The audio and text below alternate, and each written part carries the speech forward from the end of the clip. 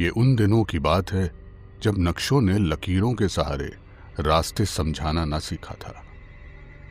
एक जंगल था जो सांस लेता था। बुजुर्ग उसे रौखान कहते थे।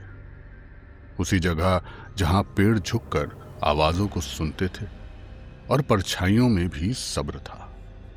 उसी जंगल में लुनारी रहते थे, कुछ ऐसे भेड़िए जिन्हें चांद ने खुद चुना था और अपनी जादुई ताकत से नवाजा था। सबके पास एक जैसी ताकत नहीं थी। कुछ भेड़िए यादों के आर पार चल सकते थे, बीते कल में ऐसे उतरते जैसे कोई पानी में उतरता है। कुछ हवा के रुख को मोड़ देते थे, उसे नामुमकिन दूरियों तक पैगाम ले जाने को मजबूर कर देते थे।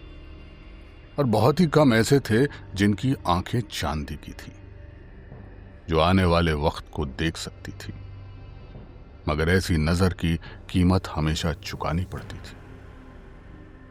उन्हीं में से एक थी अशारा, पत्थर सी भीगी हुई बारिश के रंग की फर वाली मादा भेड़िया। ना उसकी आंखें चांदी की थीं, ना तूफानों पर उसका हुक्म था, और उसकी बरकत ज्यादा खामोश थी और कहीं ज्यादा खतरनाक। अशारा टूटे हुए जादू को महसूस कर सकती थी। जब कोई तिलिस्म बिगड़ जाता, जब कोई वादा तोड़ा जाता या जिंदा चीजों के बीच के संतुलन में दरार आती, वो दर्द उसकी हड्डियों में उतर जाता, किसी टीस की तरह। जिस रात चांद खून जैसा लाल हुआ, वो टीस बर्दाश्त से बाहर हो गई। जंगल कांप उठा। उत्तर की दिशा से एक दर्द भरी हुंकार आई।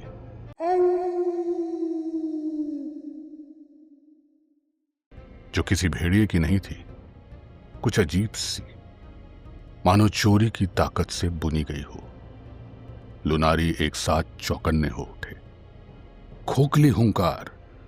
बुजुर्ग फुसफुसाए। ये आवाज जो तब पैदा होती है जब जादू को उसके हकदार से छीन लिया जाए। कोई या कुछ भेड़ियों का शिकार कर रहा था। अशारा दौड़ी। वो जमी हुई पहाड़ी नालों को पार करती, कांटों से भरी घाटियां लांघती हुई तब तक भागी जब तक जंगल का घनापन पुराने पत्थरों के खंडरों में तब्दील ना हो गया।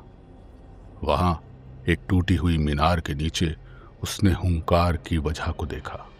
हड्डियों और तावीजों में लिपटा हुआ एक शख्स, जिसकी आंखें चोरी की चांदनी से जगमगा रही थीं, और उसके पैरों में एक जख्मी लुनारी पड़ा था। सांस हल्की, चांदी सी आंखों की रोशनी बुझती हुई। तुम भेड़िए ऐसी ताकत जमा करते हो जिसके तुम हकदार नहीं। वो आदमी हंसा। आज रात चांद मेरी बात सुनेगा। अशारा खुली जगह में आगे बढ़ी। उसकी परछाई एक हद से लंबी हो गई। तुम गलत समझ रहे हो, उसने कहा। चांद हमारा गुलाम नहीं है, हम उसकी खिदमत करते हैं। और इतना कहते हुए अशारा ने अपनी ताकत को बेलगाम कर दिया। उस आदमी के हर टूटे वादे ने उसे घेर लिया। हर वो तिलिस्म जो उसने किसी और से छीना था, कोड़े की तरह पलट आया। तावीज चटक गए। चोरी का हर जादू उसके जिस्म से रिहा होने लगा। वो दर्द से चिल्लाया, मगर अब कुछ फायदा ना था, क्योंकि अब तो फैसले का वक्त था। वो दर्द भरी हुंकार अब उसके जिस्म की तरफ मुड़ चुकी थी। जब चांद फिर अपनी फीकी चमक में लौटा, वो शख्स गायब था, मिट्टी और पछतावे में बदल चुका था। घायल लुनारी ने फिर से गहरी सांस ली।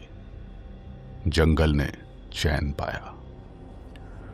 उस रात के बाद रौखान से बाहर भी किस्से फैल गए।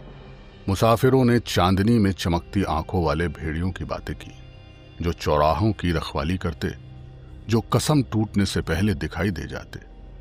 बच्चों को चिताया गया, खुले आसमान के नीचे झूठ मत बोलो, क्योंकि भेड़िए सुन रहे हैं। अशारा गहरे जंगल में लौट गई। उसकी नेमत अब भी दर्द देती है, और अब भी जरूरी है, क्योंकि जब तक तिलिस्म मौजूद है उसका गलत इस्तेमाल होता रहेगा। और जब तक भेड़िए चांद को याद रखते हैं, कोई ना कोई उसकी हिफाजत में खड़ा रहेगा।